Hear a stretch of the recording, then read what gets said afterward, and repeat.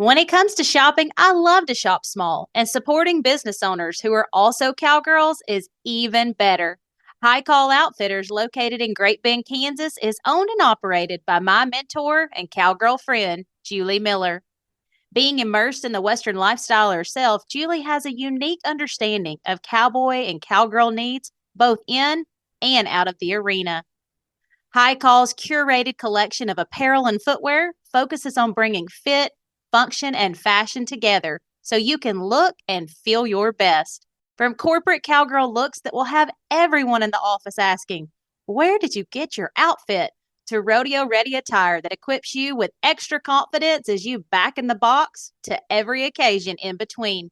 You're sure to find something special for everyone on your list at High Call Outfitters.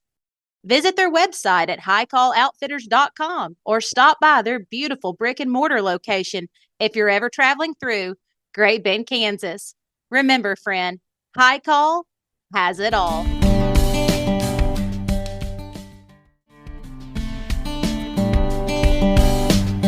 Hey, y'all, and welcome. You're listening to the Cowgirl Confessions podcast.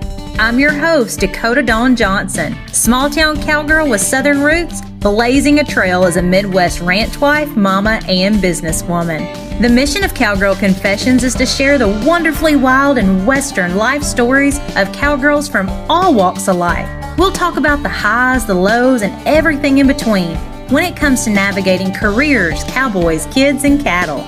Legendary cowgirl Dale Evans said it best. Cowgirl is a pioneer spirit, a special brand of American courage. The cowgirl faces life head on, lives by her own lights, and makes no excuses. Cowgirls take stands. They speak up. They defend the things they hold dear. A cowgirl might be a rancher, a barrel racer, a bull rider, or an actress. But she's just as likely to be a checker at the local Winn-Dixie, a full-time mother, a banker, an attorney, or an astronaut. If you're into wet saddle blankets, talks with God, buckets full of laughter, and the life lessons learned in the process, kick off your boots and settle in. I pray these stories encourage, empower, and give you just the leg up you need. Here's to embracing the cowgirl state of mind, no matter how wild and Western life may get along the way. Hi there, friend, and welcome to a new episode of the Cowgirl Confessions podcast. It just means so much that you choose to spend your time with me, and I truly hope you feel like every time you come, you're sitting down with a friend, having a cup of coffee, glass of sweet tea. We're just, coming as we are. That is the goal for me each and every time I come to you. And I tell you, the conversation that is going to unfold today, I want to just back up, I guess, and say how cool it was to actually get to record this episode in my home office. I haven't gotten to do very many episodes in person. It's something I aspire to do in the future as the podcast continues to grow. However, it's just allowed me, via technology and using Zoom typically to record these with my guests when they're all over the country or even in some cases on the other side of the world.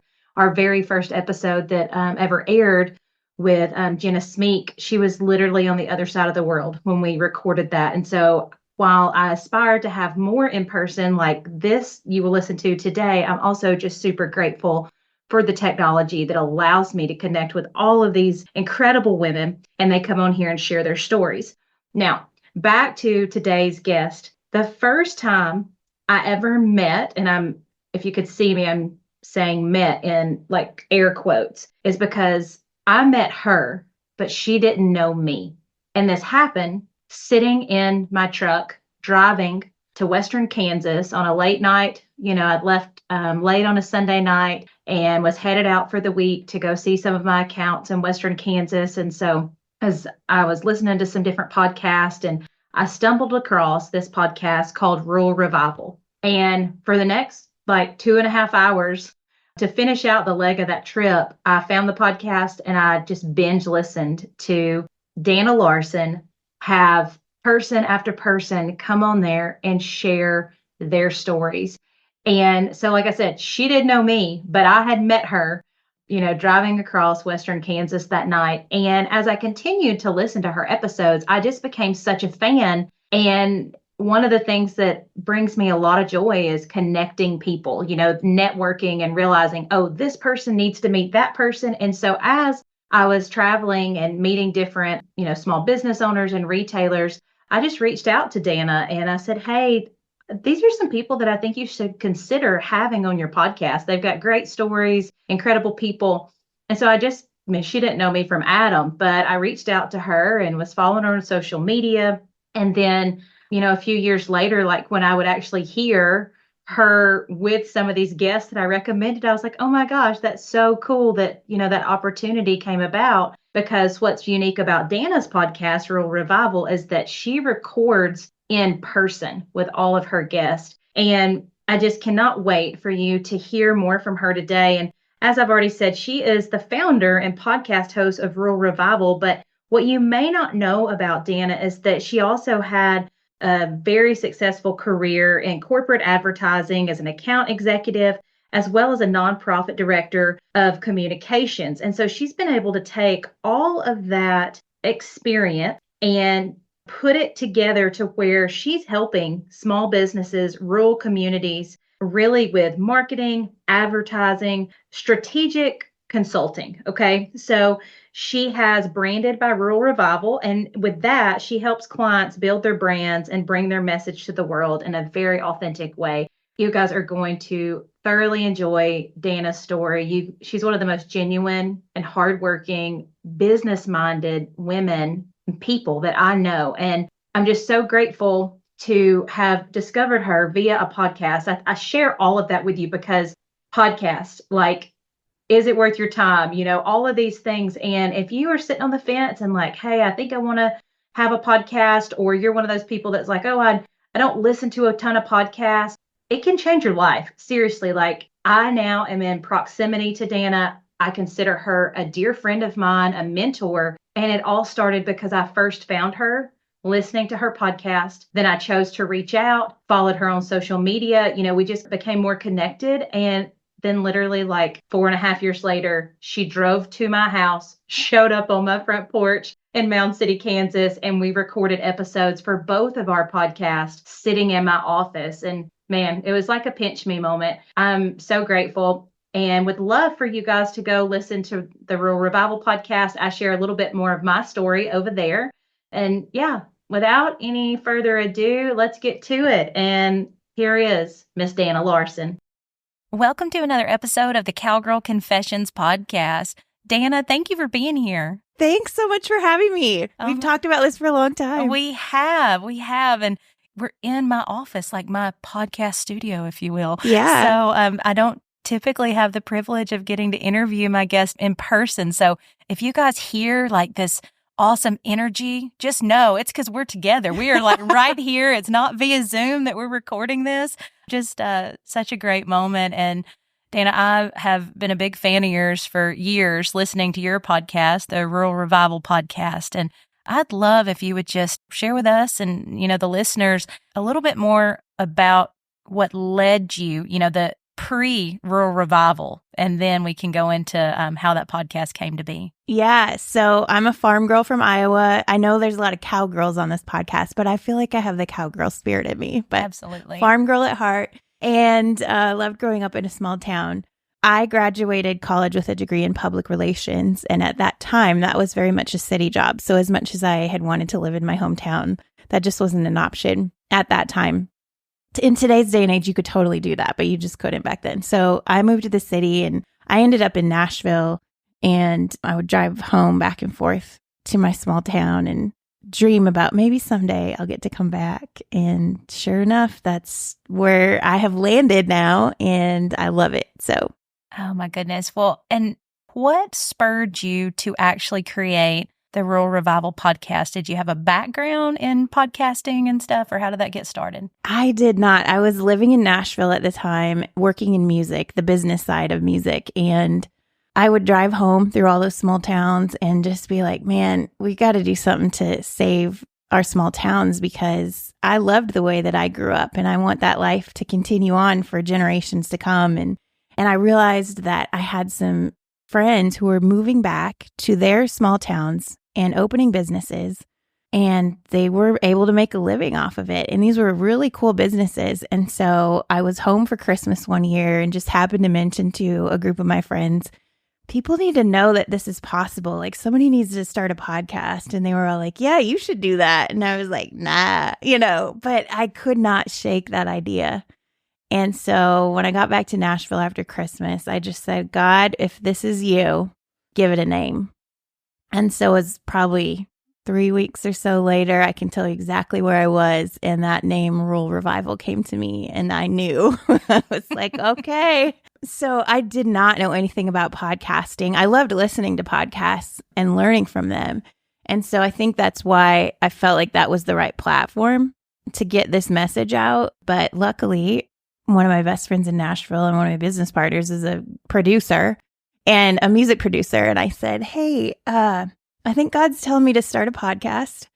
And would you be able to help me get the right equipment? And so he was a huge gift to me. He got the equipment for me, taught me how to use it, taught me how to edit, wrote my jingle at the beginning of that you hear at the beginning of every podcast. And so, yeah, totally set me up for success. And then off I went, and I just started recording my friends at first. I really had zero expectation of it at all. I didn't know if anyone would listen. I just was simply doing it because I knew God was telling me to do it. And so out of obedience, I recorded my friends' stories, put it out, and just hope it would find people. And sure enough, within a couple weeks, I had people contacting me saying, how can you help my small business? How can you help my town? And I'll be honest with you, my answer was, let me get back to you, because I didn't expect that. I wasn't planning on it being anything more than a podcast. But the more I just really tried to listen to what people were needing. And the more I heard from them, the more I realized with my background in marketing and public relations, I could take things that I've learned in my career and help them. And so I started to kind of blend the two and just kind of feel my way through it, listening to my audience, listening to what their needs were, and then trying to help them with what I could. And so it's just kind of evolved from there. But yeah, just started out as a podcast, not knowing if anyone would listen. And there have been so many people, myself included, that are listeners, and, and I love when you have a new episode drop, and just share a little bit more with us with what that evolution looked like from when you started the podcast. What year was that? That was 6 years ago. Okay. So 2018. 2018. Okay. Yeah. So started out in 2018, and then being able to blend, as you said, your background with public relations and marketing, and how that is serving those individuals now outside of just the podcast form. Yeah. So I still try to drop pretty regularly podcasts. My goal is to do one every other week, but I do all of them in person. And so sometimes if crazy things come up, I'm not always able to hit that 2-week mark, but we try to stay pretty close to that. So I'm still dropping that, but I think I realized people needed community. When you're starting a business in a small town, it can feel very lonely. Small business by itself can be lonely, but then you put that in a small town. And especially if you're the only one, wow, you just feel like you're on an island. And so I found that the podcast was sort of organically creating this community and allowing people to connect in that way. And so I wanted to find a way for that to be easier for people. So I started doing some events and different things like that. Just small things at the time. But I always say I'm willing to try anything once and see if it works. And if it doesn't, great. I hopefully learn from it and can move on. But if it does happen to work, then we're on to something, and we'll continue to build and grow that. And so I did some small events at first, and we haven't done one the last couple of years, but I definitely want to bring that back. And so that was part of it. I started coming up with just ideas for people, things that could be replicated in small towns. So farm to table dinners, I created a kit around that because I started doing them, and then I was helping people do all of them in person, and I realized this is not sustainable. So I created a kit that people can buy now, and it tells you how to do it all on your own, and talks a lot about sponsorships, which I know is near and dear to your heart, and just how that can benefit your town and create momentum and stuff. And I did that. We created a What Could Be tour kit, which helps again, create momentum, show people what's possible in your town. And so I just, I'm an idea person. I'm an entrepreneur at heart, and that's just how my brain works. And so I think I just would be like, what can I create and replicate that people can take and use for themselves and find success in? So it's just been kind of little things like that along the way. And I did have like a mastermind group for a couple years, and that was really awesome. And it just kind of got to the point where I was like, I feel like it's time for a shift. And so I closed that. And even though that was hard for me, we've kind of shifted into different things. And now I offer like master classes, which are, anything from 1 week to 5 weeks at a time. And we focus on specific topics like how to have a successful retail business and learning the ins and outs of that. So we're not all winging it, right? Mm-hmm. And I think we have a lot of people in small towns who are passionate about what they do, but a lot of us feel like we're totally winging it. Like we know we're called to have this shop in our town, but how do we make it profitable? Where we're not taking all the money that we make and putting it right back into the business and never taking away a profit, things like that. So my heart is just to provide things that are full of value and that can help people thrive in their small towns. And so I guess my tagline has evolved into we help small towns and small businesses grow. And that really is kind of the foundation of everything that I try to do with Rural Revival. And then, as time has gone on, now I get to go speak at a lot of different things, whether it's, a chamber gala or banquet or a conference or different things like that. And so that is a piece of my past life that has now worked its way into my current life again. And I love it. I love going out and being able to meet people. And I do all of my podcasts in person. And so there's just something special about being able to come to these different small towns and meet the people and actually see what they're doing and build those amazing relationships. And I've gained some incredible friends through that as well, including you. Oh. So, yeah. Thank you. So sweet of you. We were just talking about one of our mutual friends. Yes. That, once I realized that you knew each other and I'd been a fan of the podcast, I was like, I've got to get connected with Danna because Joni Nash. Yes. This Joni Nash. We're talking about you, sister. Your ears might be burning, but it's such a small world. And I want to go back, Danna, and have you unpack a little bit more when you were talking about those master classes, because I do think we, just as a whole, it's a lot more normal now to have these different abilities to do some online, learning and, when we're remote. But I want to talk about the value that you're able to provide through that based on your experience, because you've had a lot of different experiences. You are a small business owner yourself, but share with us a little bit more about who would be a good fit for those master classes and really, just a little bit of what they could expect to walk away with. Yeah. So the topics kind of range all across the board. We just finished one that was about retail, and I think we're going to offer that one again because people got a lot of value out of that. And it really was just teaching people how to feel like you're not winging it and that you actually have some structure around your business and, making the experience, telling a story with how your store is set up, things like that. And I brought in a good friend of mine who has owned a retail shop for 20 years. And we did it together because, there's no experience that I've had that could be the experience that she's had running that shop. And so I wanted her very personal learnings, she could share that. And that's what we did. And it was great. And we had a lot of takeaways from that. That was like a 5-week course. I'm going to be offering one in the future. I haven't quite determined the topic yet, but it's going to be something about how to create momentum in your town, especially as we're approaching summer. And how do we maximize those opportunities when people are out and about and wanting to have that small town Main Street experience? And how can we create that for them and in the process build momentum for our towns and what we're trying to do and reviving them? So yeah, it's always changing. Again, it really goes back to I just try to pay a lot of attention to what my audience is talking about and what they need and how can I help fill that gap for them. Whether it's me teaching on it or it's me bringing someone who's an expert who's had success in that area, whatever it takes, we just want to provide information for people that can really help you thrive. Mm-hmm. That's so good. And now are those available? Is it any of it in person? Is it all online? What does that look like? Yeah, those are all online. Okay. And so we just do it via Zoom. And if you aren't able to make it, during the live, you can watch the replay.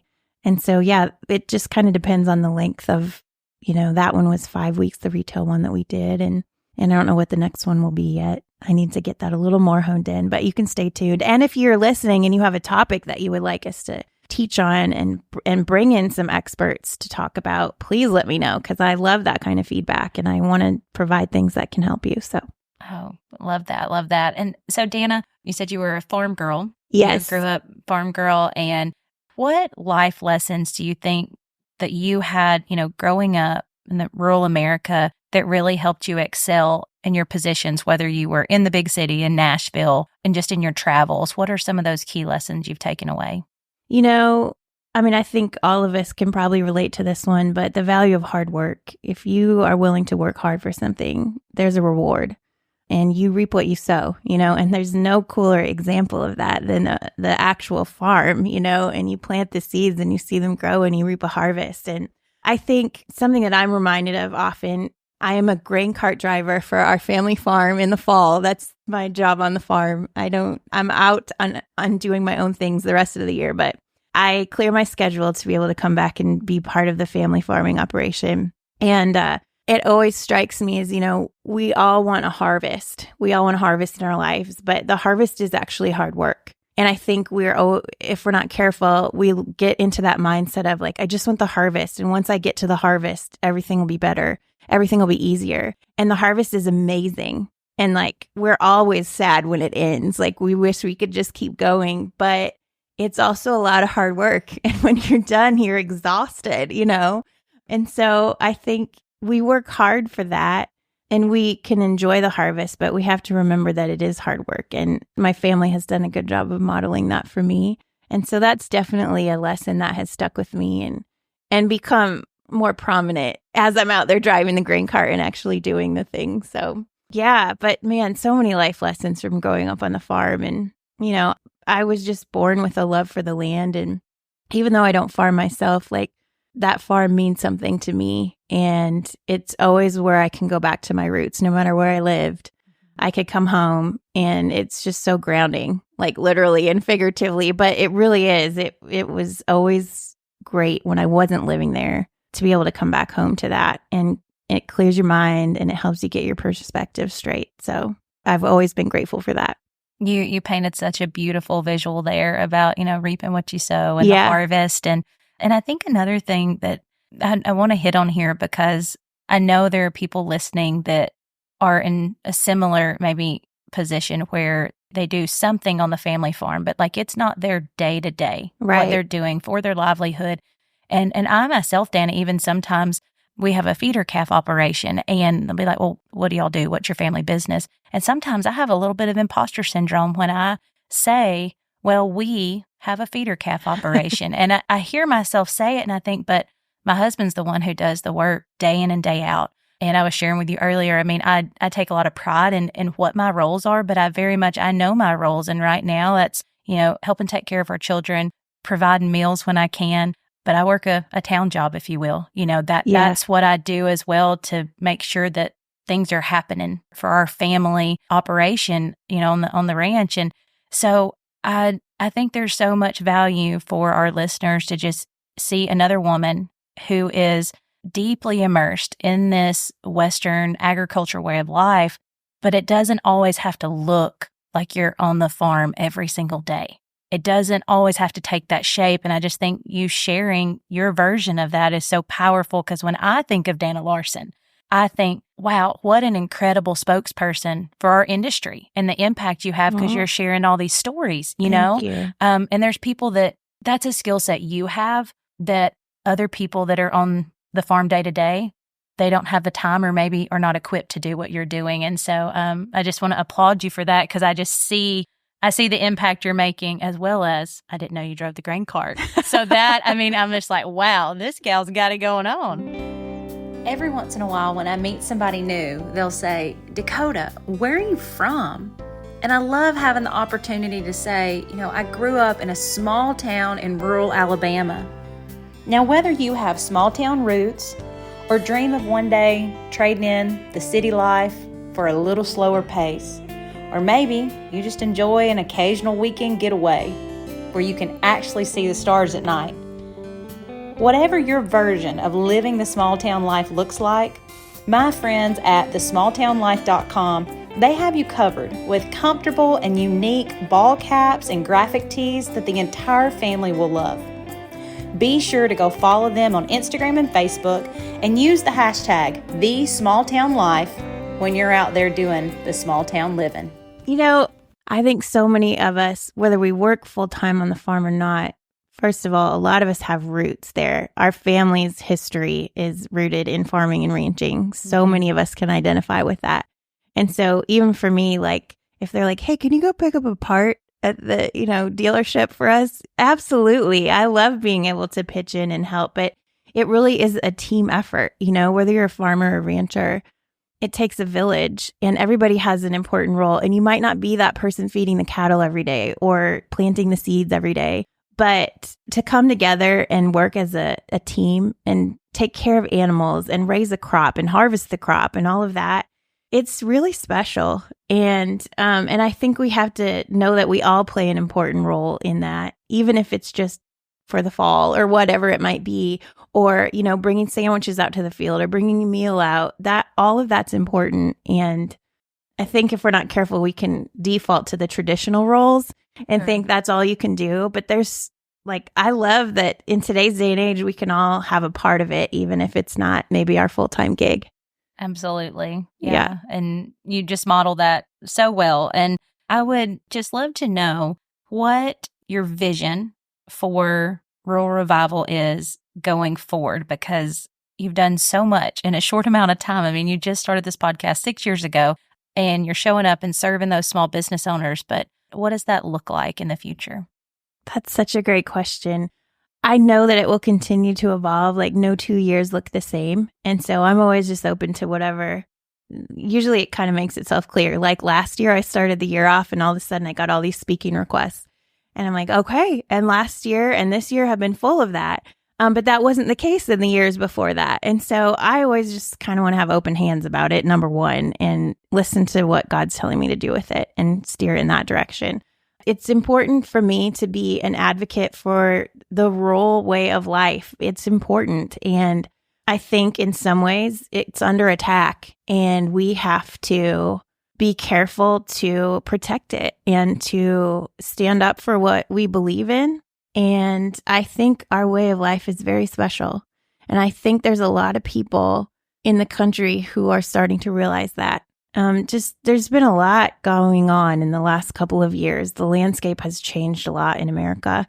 And, I get emails from people pretty regularly saying, I live in this city and I listen to your podcast because I have dreams of one day being able to go live in rural America and start that small business and things like that. And so I know people are hungry for that. And I think people are hungry for a simpler way of life. And it doesn't mean that it's slow or not busy. It's very busy. But it is, the quality of life is different. And, I get to sit and look out my window at night and watch the sunset across a field, and for 18 years, I lived in the city. I didn't have that. And it probably makes me appreciate it more, honestly. But I never knew if it would be possible to move back to my hometown. And I did. I was able to move back unexpectedly during COVID. That's a whole nother thing. But I want people to know that it is possible. And I want to keep being a representative of that with my life and through sharing stories of other people who are doing that same thing.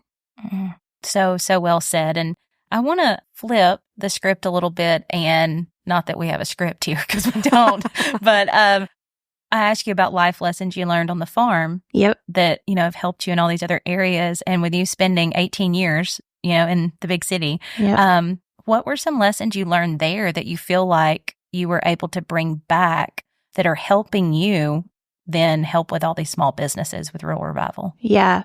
So I worked a corporate job for 9 years, and then I worked for a nonprofit for another 3 before I went out on my own as an entrepreneur. And at the time, I knew that wasn't my calling, right? Especially in corporate America. I knew that was not my calling. And there were many, many, many days where I was like, what am I doing? I know there's more to life than this. But I always want to find the silver lining if I can and look at the positive out of every situation. And one of the positives of that was it really taught me how to create processes and systems and how to work with people and how to lead meetings, how to lead teams, that kind of stuff that I might not have had experience in otherwise. And so there were definitely takeaways. And, I'm a hands-on learner, so I can always take something away from that. And, working for a nonprofit actually was a great setup for me being an entrepreneur because I had to figure out how to do a lot of things on a very little budget. And that is the life of an entrepreneur. I would never guess that I was someone who would be building websites ever. But I worked for a nonprofit and they desperately needed a new website. And so I was like, you know what? I'm going to block off 2 days and see if I can figure out how to build a website on Squarespace.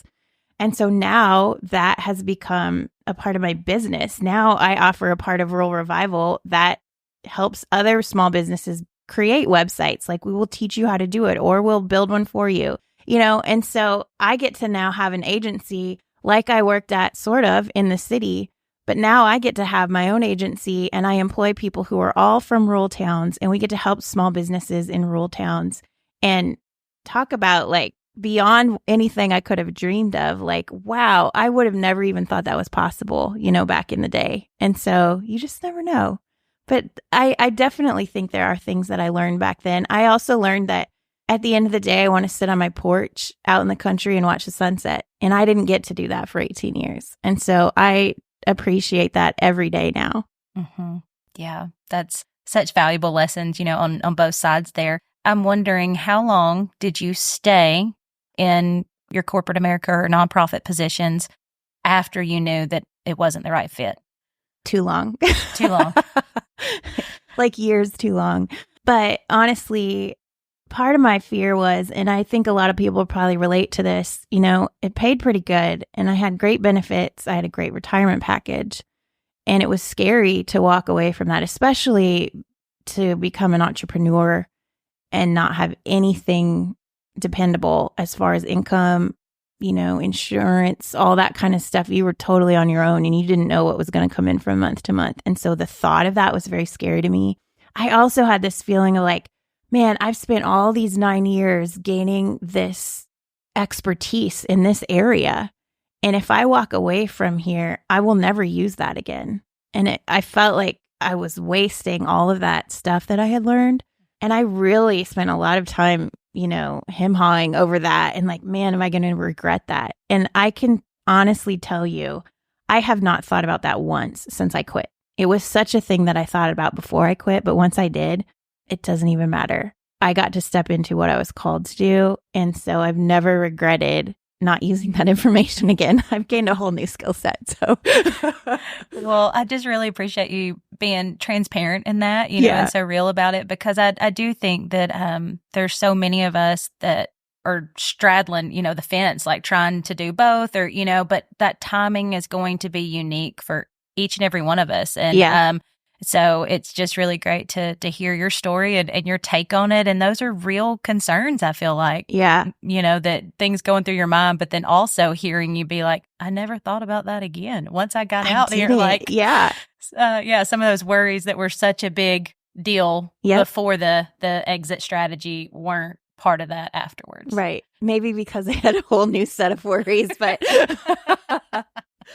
But yet at the same time, I knew I was doing the right thing. And that's what kept me going. Yeah. So, yeah. Having that absolute clarity there. So, Danna, you've been such a wealth of knowledge today. And I've got to imagine you've got some books that, are probably go-tos for you. So if there was one book that you could share with our listeners that has really made an impact on you, what would that be? Well, I love to read and I love to learn through books, but one that I have given away a lot recently is a book by Chris Valentin called Poverty, Riches, and Wealth. And I think it's a great book to shift our mindset about how we look at business and finances and how God views that, honestly. And I learned a lot through that. And I know that the people I've shared that with have learned a lot as well. So if you haven't read that one, definitely go check that one out. Yeah, I'll definitely be adding that one because that's not one that I love getting book recommendations. So it's a little bit of a selfish question. Okay. Well, that should be on your list. Okay, perfect. The audio or the actual I read the paper version. Okay. I put notes in there. I'm underlining things. So yeah. Yep. Okay. I'm gonna get the real deal there. Danna, who are some of the people in your life that you would consider to be your mentors? Oh, I have some amazing mentors. One of them is my best friend's dad. He is a very successful businessman, and he has just invested a lot of time in me and cares a lot about what I'm doing. And I can call him at any time and just say, what about this? And how should I structure this? And he always has a great answer for me. And probably the thing that means the most to me about him is every time I leave, he stands in the driveway and he's telling me, go conquer the world. I'm so proud of you, all that stuff. And so thank you, Tommy Nash.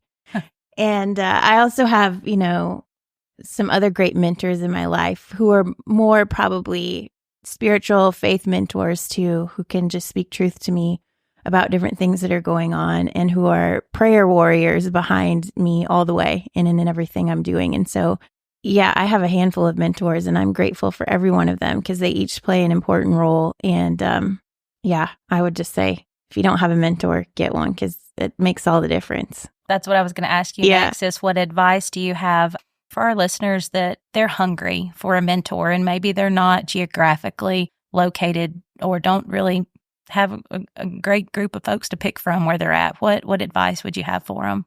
I would say seek people out. If you're a mentor to someone, you're not necessarily looking out for people to go mentor.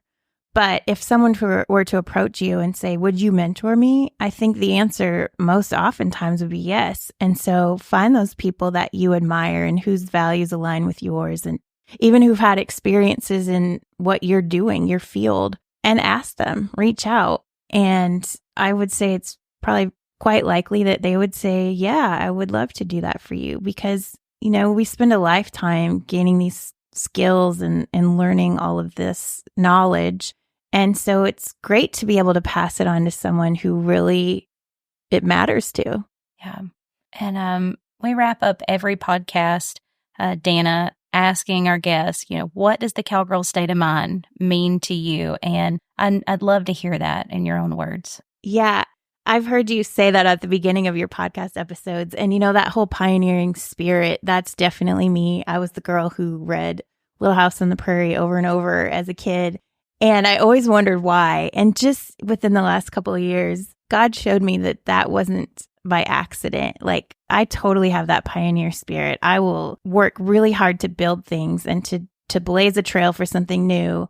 Rural revival, there was no roadmap for it. I just had to create it, and I still am creating it. But it's something I believe in, and it's worth building. And so to me, that grit and that determination and the perseverance to stick with it and see it through, I think you see that in cowgirls all across the nation, and that's always so inspiring to me. And we have to not give up on our dreams and what God's told us to do. And I feel like the cowgirl is a great representation of just that. I couldn't agree with you more, Danna. And where can everybody go to follow along, keep up with what's going on with Rural Revival and get some help for their small business? Yeah, go to ruralrevival.co is our website. And you can also find us on socials at Rural Revival Co. And I would love to connect with you. So send me a message. No, she's not just saying that. She means that. I do mean that, yes. Because I'm living proof. She's sitting here in my office right now and we're recording this because I reached out to Danna years ago and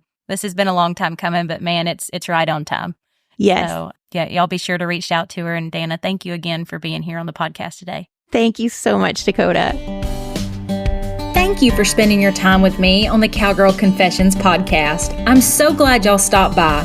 If you could take a moment to share this episode and tag us on social media, I'd be happier than a cowgirl in a sea of buy one, get one vintage turquoise. Subscribe to make sure you don't miss an episode. New episodes will be released bi-monthly.